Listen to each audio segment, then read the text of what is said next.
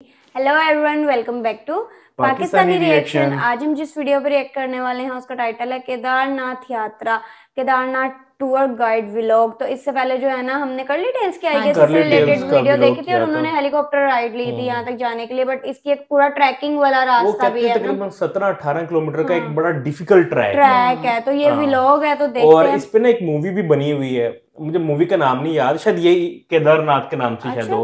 और ना उसमें ना अच्छा, आपको कई ऑप्शंस होती हैं उधर, आप घोड़े पे भी बैठ के जा सकते हो, या ना कुछ ना 3-4 लोग होते हैं आपको कैरी करके जाते हैं। अच्छा, ये भी होता है। चलिए देखते हैं, करते हैं स्टार्ट। डिस्कशन होने वाली है, हमेशा की तरह अमेजिंग एंड तक जुड़े रहिएगा, चैनल को सब्सक्राइब। ये मेन टेम्पल है केदारनाथ। सर्दी लगने लगे देख के। क्या वेदर है, तो बड़ी टफ कंडीशन होगी अगर आपने थ्रू ट्रैक जाना है तो। स्लिपरी भी हो सकता है। व्यू देखें, ये हॉर्स कैसे बहुत हाइट पे है। स्लिपरी कितना होगा, मतलब सर्दियों में ये हाल होता है। सभी का केदारनाथ जी में, और यहाँ पर आप देख सकते हैं लाइव स्नोफॉल हो रहा है।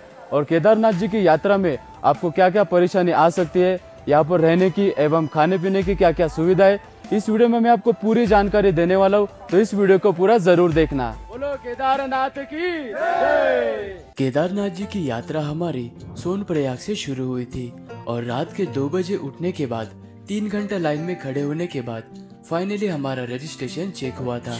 और रजिस्ट्रेशन चेक करने के बाद हम निकल पड़े गौरीकुंड की तरफ, क्योंकि गौरीकुंड से ही केदारनाथ की यात्रा शुरू होती है।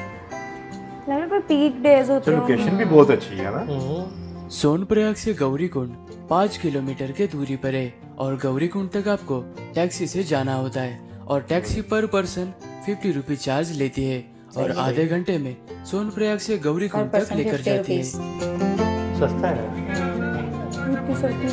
मुझे लगता है वो हॉट वाटर हो। धुआं निकल रहा था। आते ही सभी भक्तगण यहाँ पर बने हुए तप्त कुंड में पवित्र स्नान करने के बाद पास में ही गौरी मैया जी का मंदिर बना हुआ है। यहाँ पर दर्शन करने के बाद केदारनाथ जी की यात्रा को शुरुआत करते हैं। वाह, व्हाट अ व्यू। बादल कितने नहीं पहाड़ों से भी नीचे आए थे। गौरीकुंड से मात्र 5 मिनट चलने के बाद सबसे पहले आप घोड़ा और खच्चर पड़ाव पर आ जाते हो। यहाँ से आप केदारनाथ तक घोड़ा या खच्चर से जा सकते हो। और वन साइड का 3000 रुपया पर पर्सन चार्ज लिया जाता है। अगर आप पालकी से जाना चाहते हो तो पालकी का 7000 से लेकर 9000 तक चार्ज लिया जाता है। केदारनाथ की यात्रा करते हुए आपको गौरीकुंड, भीमबल्ली, जंगल चट्टी इस तरह के पड़ाव को पार करते हुए टोटल 19 किलोमीटर का ट्रेकिंग करते हुए केदारनाथ जी के मंदिर तक जाना होता है। इस हिसाब से पैसे ठीक थे ना फिर? ठीक है।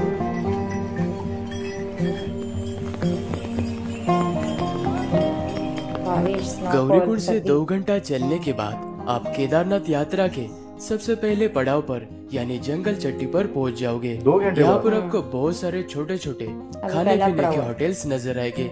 यहाँ पर हमने अपने लिए मैगी और पराठा लिया था। हल्का सा ब्रेकफास्ट करने के बाद हमने अपनी यात्रा कंटिन्यू की। नेचुरल ब्यूटी है। अपने रेनकोट्स पहने हुए हैं अपनी पूरी। और ट्रैक के नीचे से बारिश होती होगी।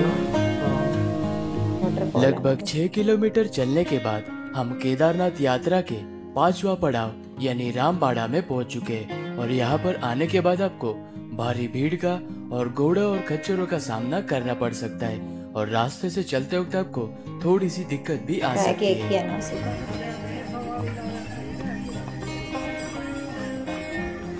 रामबाड़ा से थोड़ा चलकर आगे आते ही घोड़ों और खच्चरों का रास्ता अलग हो जाता है और आपको मंदाकिनी नदी पर बने हुए इस ब्रिज से चलकर उस पार जाना होता है।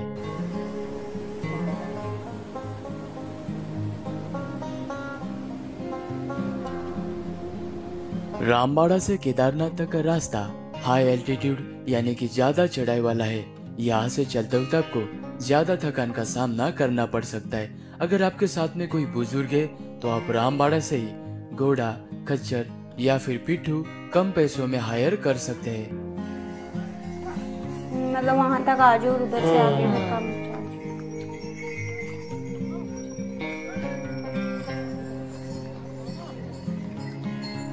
रामबाड़ा से लगभग 3 किलोमीटर की चढ़ाई करने के बाद केदारनाथ यात्रा में आने वाला सबसे पहला ग्लेशियर हमें नजर आ चुका था और वेदर क्लियर होने के कारण पहाड़ों पे हमें बर्फ भी नजर आ रही थी। कितना ऊंचा है अभी भी। खूबसूरत कितना।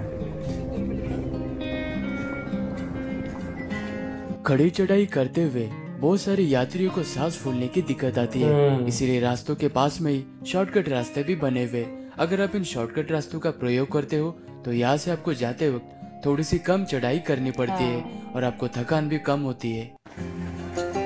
कैंप्स इधर भी लगे हैं, बर्फबारी हो रही।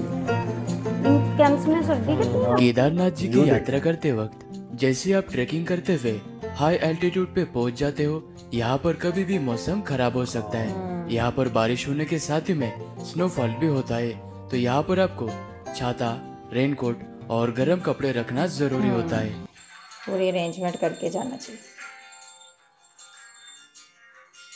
वो लेफ्ट साइड केदारनाथ जी की यात्रा करते वक्त टोटल आपको 6 ग्लेशियर्स नजर आएंगे और उन्हीं में से ये आखिरी वाला ग्लेशियर है। यहाँ पर पहुँच जाने के बाद आप समझ लेना कि अभी आप केदारनाथ पहुँचने ही वाले हो। अभी भी नहीं पहुंचे। सर्दी और बहुत तंग तंग सा है। ऐसा व्यू है, मैं तो अगर जाऊं तो मैं तो पैदल ही जाऊं। फाइनली हम केदारनाथ जी के बेस एंजॉय करते हैं, यानी रुद्रा पॉइंट तक पहुंच चुके हैं। लेकिन रश यहाँ से कितना आगे देखा? आपको बिल्कुल भी खड़ी चढ़ाई नहीं करनी पड़ती है और यहीं पर आपको घोड़े वाला, पिट्ठू वाला इसी जगह पर उतार देगा और यहाँ से आपको केदारनाथ जी के मंदिर तक चलकर ही जाना होता है और यहाँ से केदारनाथ जी का मंदिर मात्र 1.5 किलोमीटर के दूरी पर है। फाइनली मैं नंदी कॉम्प्लेक्स तक पहुंच चुका हूँ और नीचे गौरी कुंड से यहाँ तक आने में मुझे 9 घंटे का समय लगा और नंदी कॉम्प्लेक्स से केदारनाथ जी का मंदिर 1.5 किलोमीटर के दूरी पर है और नंदी कॉम्प्लेक्स की बुकिंग हमने पहले से ऑनलाइन करा कर रखी थी, पर पर्सन 800 रुपीज। रुद्रा पॉइंट से 5 मिनट चलकर आने के बाद आपको GMVN का नंदी कॉम्प्लेक्स नजर आता है और केदारनाथ में रहने के लिए नंदी कॉम्प्लेक्स, स्वर्ग रोहिणी कॉटेज इस तरह के GMVN के होटल्स बने हुए और इनकी बुकिंग आपको पहले से ऑनलाइन करना होता है और हमने केदारनाथ के नंदी कॉम्प्लेक्स में बुकिंग की थी और इसमें एक टेंट बना होता है और टेंट के अंदर जमीन पर बेडशीट लगी हुई होती है और आपको सोने के लिए माइनस टेम्परेचर की स्लीपिंग बैग दी जाती है और इसमें ठंड भी बिल्कुल नहीं लगती और GMVN की तरफ से ही खाने पीने की सारी सुविधा दी जाती है। डे 2 दिन चाहिए जी यहाँ पे जाने आने के लिए। एक रात आपको स्टे करना सुबह 4 बजे उठते ही हमको लाइव स्नोफॉल देखने का मौका मिला और फ्रेश होने के बाद हम निकल पड़े केदारनाथ जी के दर्शन करने के लिए और केदारनाथ जी का मंदिर नंदी कॉम्प्लेक्स से 1 किलोमीटर के दूरी पर था।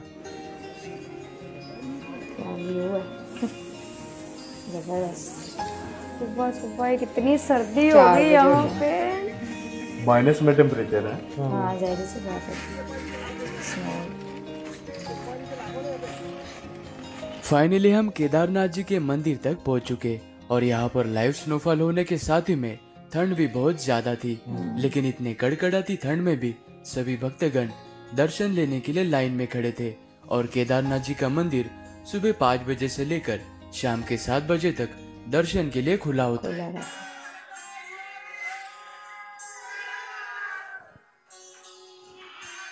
सही कठिन रास्ता है, लेकिन वो व्यूज अच्छे ना, साइडों पे बर्फबारी और पहाड़ और एंजॉय भी हो जाता है ना साथ साथ, वो आपका सफर कट जाता है। लेकिन मेहनत बहुत है। सही है। मेहनत चढ़ाई 1.5 किलोमीटर की भी चढ़ाई, बड़ी चढ़ाई होती है जी। ये 19 किलोमीटर 17 केदारनाथ जी के मंदिर के पीछे आते ही आपको ये वाली भीमशिला नजर आएगी। 2013 में जो आपदा आई थी तो इसी भीमशिला ने केदारनाथ जी के मंदिर को बचाया था।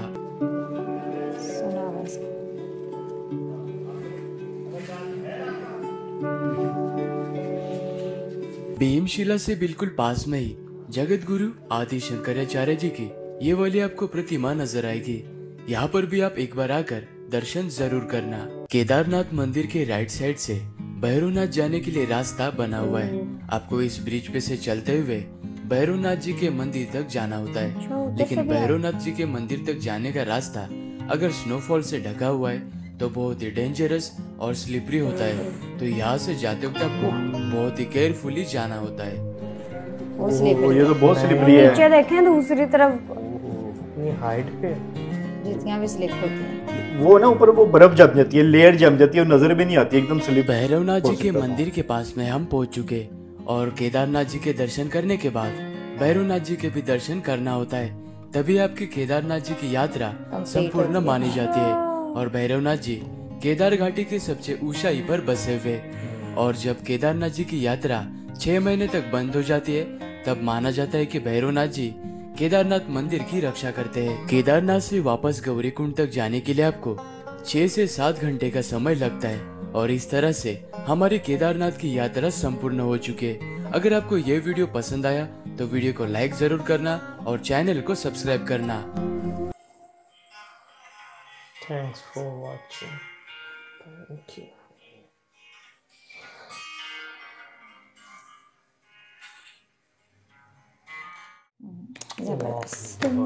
यात्रा है तो बहुत कठिन, लेकिन कितनी अच्छी थी से बड़ी उन्होंने खूबसूरत। एक्सप्लेन हाँ, किया। मैं वही देख रही थी कि थोड़े से टाइम में और बड़े अच्छे तरीके से खींचा नहीं है, प्रॉपर जो है ना टू द पॉइंट बात करके बहुत अच्छी वीडियो बनाई हुई है साथ साथ। तकरीबन 19 किलोमीटर का ट्रैकिंग है। और कितने घंटे लगे थे? 7 घंटे। नहीं, अलग अलग है ना, हाँ। मतलब अगर पैदल जा रहे हो या उस पे जा रहे हो, उस हिसाब से आपकी टाइम ड्यूरेशन जो है वो डिसाइड होती है। क्योंकि चढ़ाई है ना, ये सीधा थोड़ी जाना 19 किलोमीटर। बड़ी हिम्मत चाहिए सच में। और ये तो मैंने ना एक व्लॉग देखा था जिसमें ना ओल्ड एज के भी लोग जा रहे थे हिम्मत करके। पैदल? हाँ पैदल। मैंने एक आंटी को देखा था उसके अंदर वो जो आप बता रहे थे ना कि 4 लोग ऐसे कंधों पे वो लेके जाते हैं, वो मुझे लगता है ज्यादा ओल्ड लोगों के लिए है, क्योंकि वो घोड़ों वगैरह पे इस या तरह खच्चर पे बैठ भी नहीं नहीं बैठ बैठ सकते, सकते, तो वो जरा आराम से उधर बैठ के जो अपनी यात्रा कर लेते हैं। और ये अच्छी बात है कि हर क्लास रिलेटेड उन्होंने ना फैसिलिटी रखी हुई है। इवन हेलीकॉप्टर तक हमने उनका देखा था कर्ली टेल्स का। हाँ, तो जो उसको अफोर्ड कर सकता है वो उसके थ्रू जो है तो अलग। इवन वो भी देखा यार, खाली एक बंदे ने भी किसी को उठाया हुआ है पीछे, वो भी कुछ था, वो कितना टफ था। मतलब जो लोग वहां पे अर्निंग कर रहे हैं जिस तरीके से, देखो सही कहते हैं ना, वो एक खून पसीना एक करना। हाँ, और आपको पता है कि कितनी स्नोफॉल हो रही है और स्लिपरी है।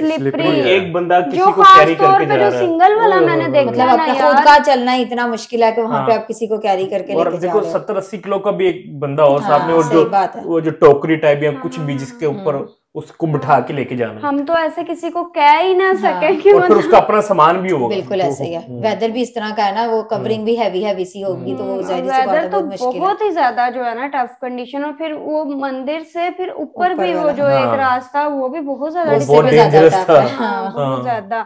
लेकिन वहां पे भी उन्होंने खाने पीने की हर फैसिलिटी, टेंटिंग वगैरह जो होटल्स उन्होंने बनाए हुए हैं वहां पे, आपको केदारनाथ आते हैं तो वो आगे भी जाते हैं। ब्रिज भी बना हुआ है बकायदा उधर से आगे जो बना हुआ है। तकरीबन 2 दिन चाहिए, एक दिन 9-10 घंटे तो आपको जाने में लगेंगे। फिर आपको रात को स्टे करना पड़ेगा। अगले दिन आपकी वो कंप्लीट हो गई। एक पूरा दिन जाने में लग जाता है, फिर आप उधर रेस्ट करते हो। सुबह में जिस तरह मॉर्निंग में उठ के उन्होंने जो है वो दर्शन किए हैं, फिर उसके बाद उसी दिन वापसी उन्होंने कर ली। बिल्कुल। आई होप सो आप लोगों को रिएक्शन पसंद आया तो जल्दी से चैनल को सब्सक्राइब कर दे। मिलता है नेक्स्ट वीडियो में। See you.